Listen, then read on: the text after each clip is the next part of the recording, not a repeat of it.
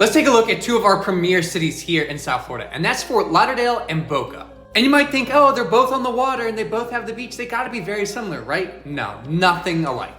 For starters, there are no car dealerships and there are no billboards in Boca, besides for the one near the mall, but that's the only one. So things like this, you only see in the surrounding cities. Now, both cities definitely do have an upscale type feel to it, and boating is a huge part of life in both cities. And I will say Boca does have Lake Boca and the Boca Hotel, but they both have an inlet, so the Boca Inlet as well as Port Everglades and Fort Lauderdale. Now, when it comes to the beaches, I will say Fort Lauderdale Beach is a lot more commercialized and a lot more hustle and bustle, while the beaches in Boca are a little bit slower pace. Next, we gotta talk about the downtown area and places to eat. So in Fort Lauderdale, we have Las Olas with all your restaurants, some bars, and you're not too far from downtown either. Well, Boca has downtown Boca and Meisner Park, which are right next to each other, and a lot of similar type restaurants and things to do.